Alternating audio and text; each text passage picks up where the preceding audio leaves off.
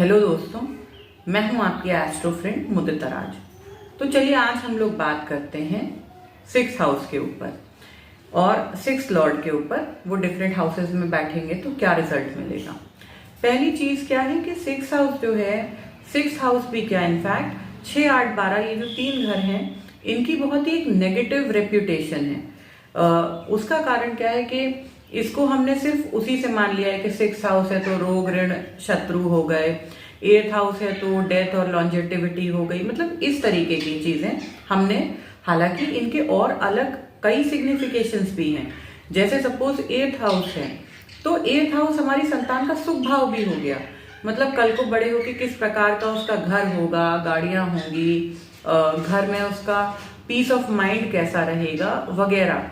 तो ये चीजें भी हम अपने 8th हाउस से देखते हैं। उसके अलावा अगर हम 6th हाउस की बात कर लें तो आप ऐसे मान लीजिए कि 6th हाउस जो है वो 5th हाउस से सेकंड हो गया, तो हमारी संतान के पास कितना पैसा रहेगा, कितना जो है वो जोड़ पाएगा, सेविंग्स कर पाएगा, वो सब जानने के लिए भी हम जो है 6th हाउस को देखते हैं।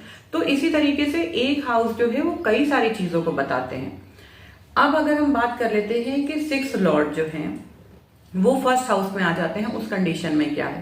पहली चीज कि 6th लॉर्ड अगर 1st हाउस में आ जाते हैं और बिना किसी एफ्लिक्शन के हैं, वो सपोज कर लीजिए कि 6th लॉर्ड 1st हाउस में एग्जॉल्टेड हो गए, वो कंडीशन में 6th हाउस बहुत स्ट्रांग हो गया।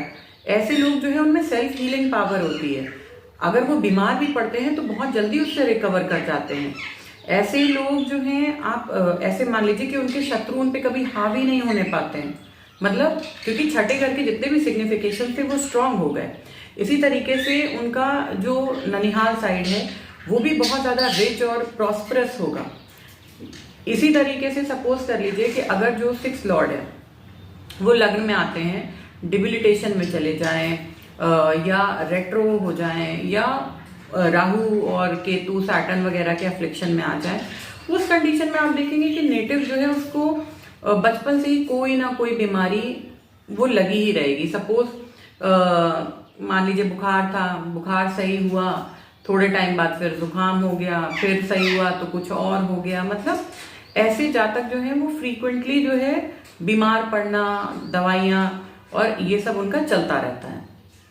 उसके अलावा क्या है कि ऐसे लोग जो हैं जिनका 6th लॉर्ड लग्न में होता है उनको हेड इंजरीज के लिए वो बहुत प्रोन होते हैं, और वो चीज आप बचपन से देख पाएंगे, सर में चोट लग जाना या उनका, क्योंकि 1st हाउस जो है वो हमारी पूरी बॉडी, हमारा सेल्फ भी है, तो आप देखेंगे उनको उनकी बॉडी जो है वो प्रोन होती है एक्सीडेंट के, चोट लगने के, बीमारियों के। लेकिन एक्सेप्शन क्या है, एक्सेप्शन है टॉरस असेंडेंट और स्कॉर्पियो असेंडेंट।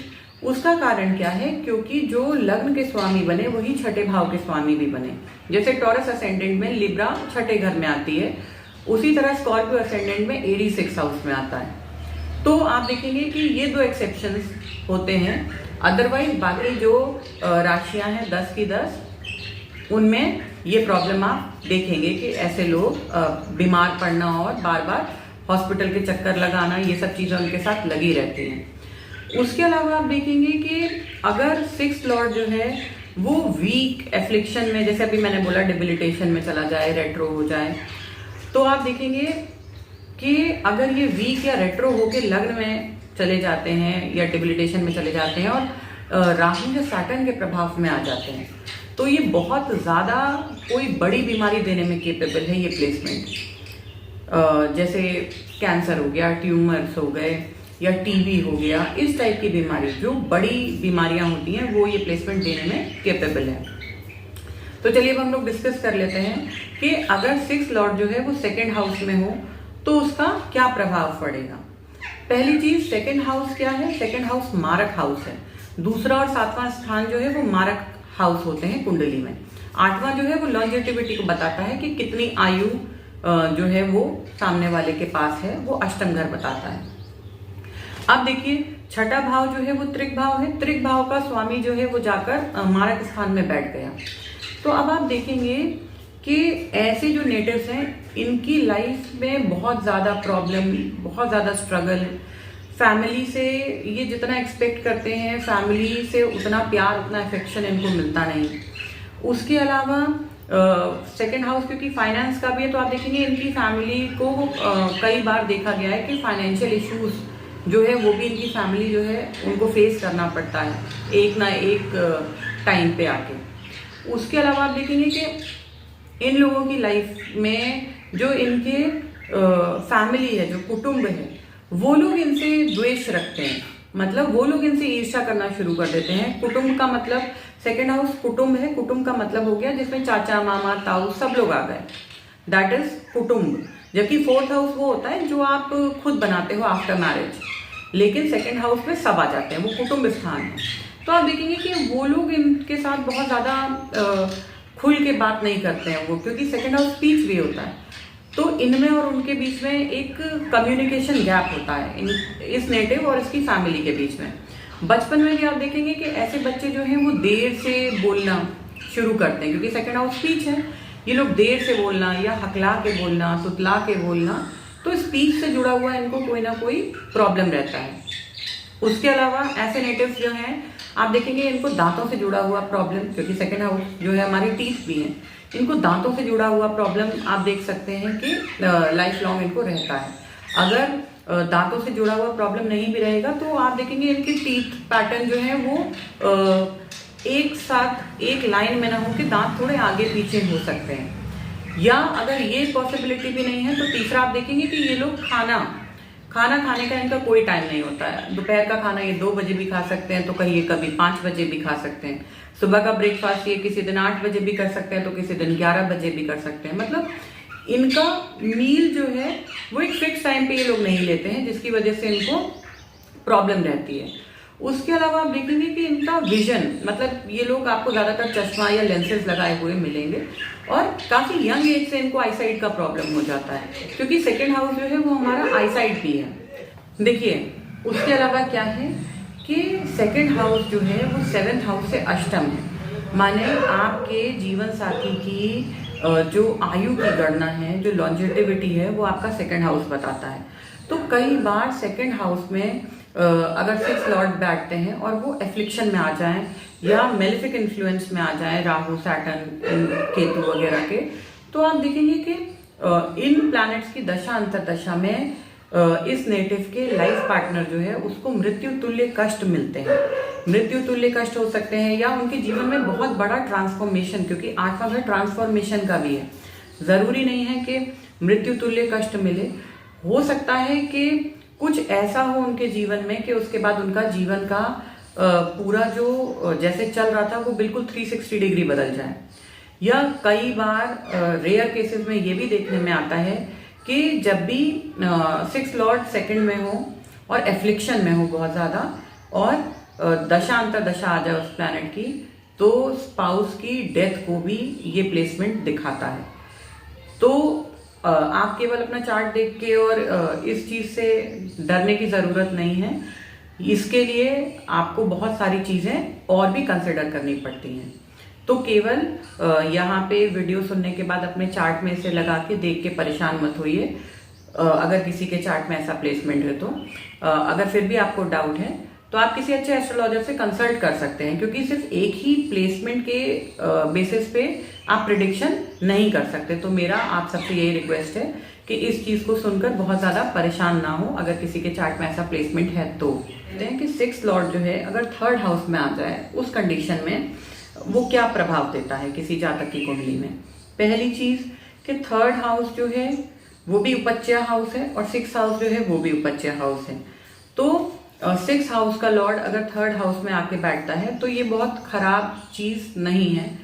हालांकि ये आपके स्ट्रगल को बढ़ा देगा, क्योंकि 3rd हाउस जो है वो आपका पराक्रम है, आपका मेहनत करने की जो क्षमता है उसको हम 3rd हाउस से देखते हैं। लेकिन उपच्य हाउसेस की सबसे अच्छी बात क्या होती है कि ये समय के साथ जैसे जैसे टाइम बीतता है वैसे वैसे ये अच्छा रिजल्ट देना शुरू करते हैं।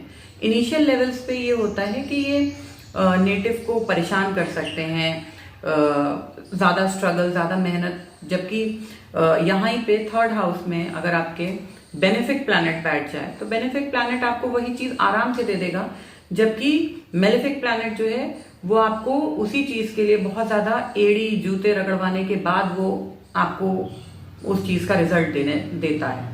हालांकि डिनाई नहीं करता मेलेफिक प्लैनेट भी, उपज्या हाउस इसीलिए अच्छे कंसिडर किए जाते हैं क्योंकि विद द एज वो मैच्योर होते हैं और उसके बाद अच्छा रिजल्ट देते हैं। मेलेफिक प्लैनेट्स अगर उपज्या हाउसेस में बैठते हैं तो आप देखेंगे कि ऐसे लोग बहुत ज्यादा हार्ड वर्किंग, मतलब बहुत ज्यादा मेहनती, बहुत ज्यादा करेजियस लोग होते हैं, बहादुर लोग होते हैं। जबकि बेनिफिक प्लैनेट अगर यहाँ बैठता है तो ऐसे लोगों से मेहनत ही नहीं होती है।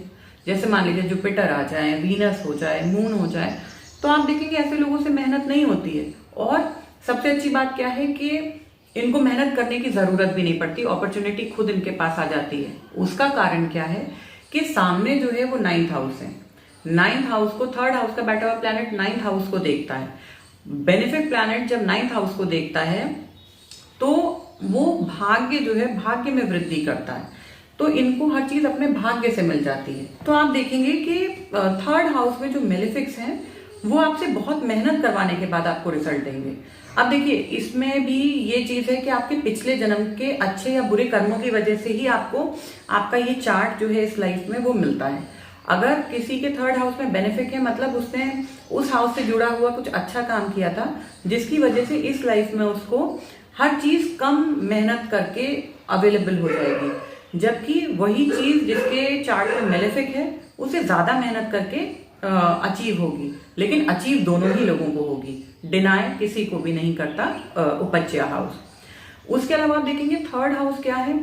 3rd हाउस आपके सेल्फ एफर्ट का है, आप कितनी मेहनत डालते हैं। तो जिनके 3rd हाउस में मेलेफिक है वो सेल्फ मेड ह्यूमन बींग्स होते हैं, जो अपना मतलब अपनी मेहनत से जो लोग नीचे से ऊपर उठते हैं, ये आपका 3rd हाउस की पावर होती है कि ये नीचे से ऊपर उठाने में केपेबल है आपकी अपनी मेहनत से, उसमें किसी का कोई कंट्रीब्यूशन नहीं होता। उसके अलावा आप देखेंगे कि 3rd हाउस जो है अगर उसमें 6th लॉर्ड आके बैठते हैं तो 6th लॉर्ड अगर एफ्लिक्शन में है, मेलेफिक इन्फ्लुएंस में आ जाते हैं बहुत ज्यादा, तो उस कंडीशन में आप देखेंगे कि ऐसे नेटिव्स के छोटे भाई बहन जो हैं वो अक्सर बीमार पड़े रहेंगे। उसके अलावा ये भी हो सकता है कि उनके छोटे भाई बहन हो ही ना, दूसरी चीज। तीसरी चीज कि उनके खुद के जो मेटर्नल साइड के जो रिलेटिव्स हैं वो ऐसे जातक के साथ एनिमिटी रखते हैं, मतलब उसे बहुत ज्यादा पसंद नहीं करते हैं, और ये जातक स्वयं भी अपने ननिहाल साइड की तरफ बहुत ज्यादा झुकाव नहीं रखता है।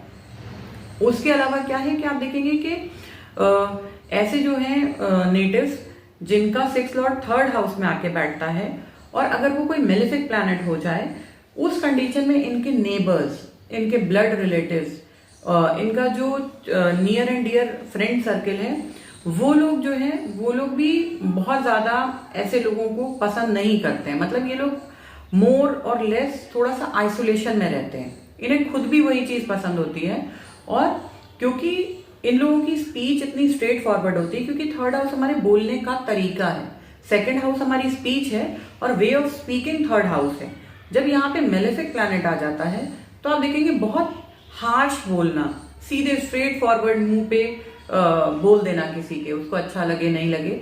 इस वजह से इनके फ्रेंड सर्कल वाले जो हैं या इनके रिलेटिव्स, छोटे भाई बहन, वो लोग भी थोड़ा सा इन लोगों से बच के रहते हैं। उसका कारण क्या है कि वो लोग सोचते हैं कि भाई ये जो है कहीं इनका मूड खराब हो गया, कुछ इन्होंने ऐसा बोल दिया तो भाई हमको 10 लोगों के सामने एम्बैरेसमेंट हो जाएगा, 10 लोगों के सामने हमको जो है अच्छा नहीं लगेगा कि भाई ऐसे बोल दिया हमारे बड़े भाई ने हमको या बड़ी बहन ने हमको।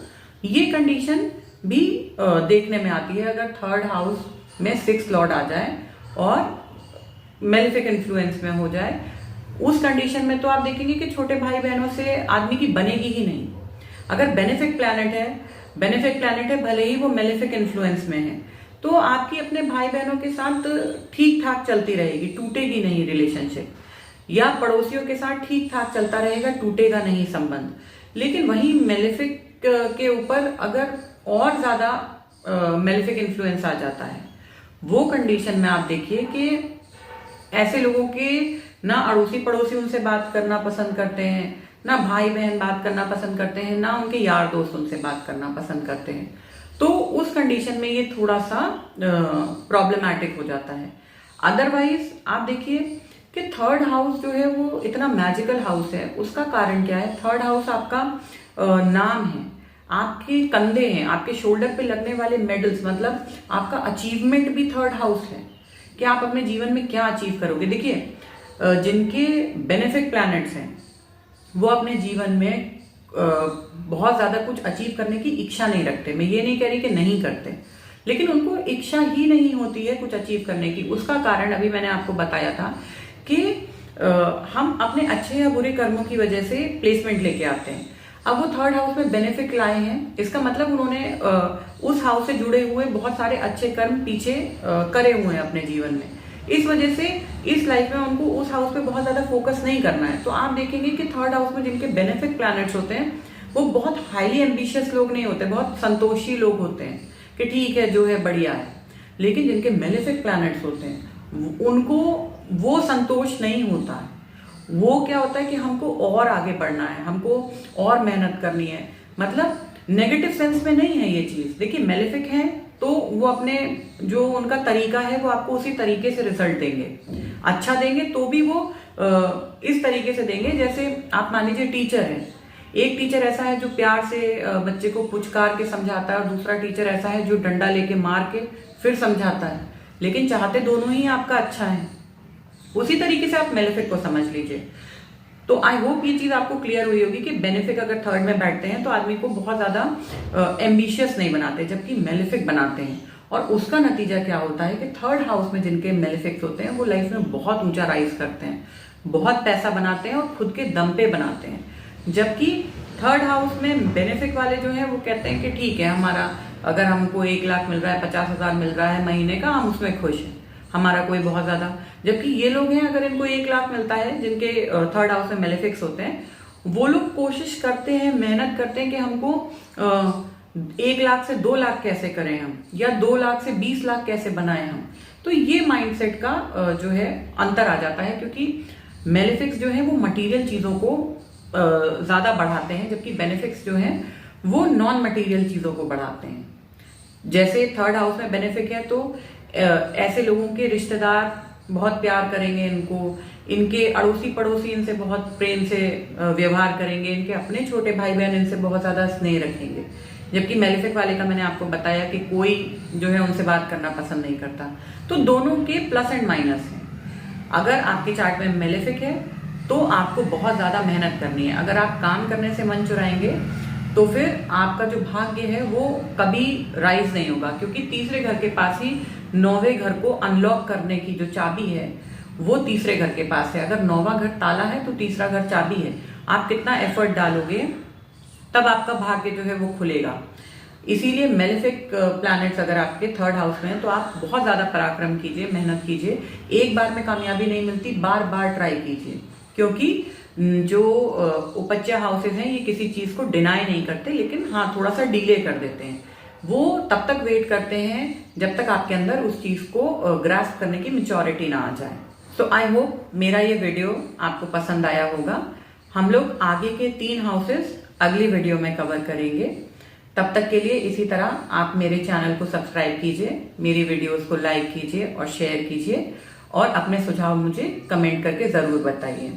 तो चलिए हम लोग जल्दी ही मिलेंगे अगली वीडियो के साथ। धन्यवाद।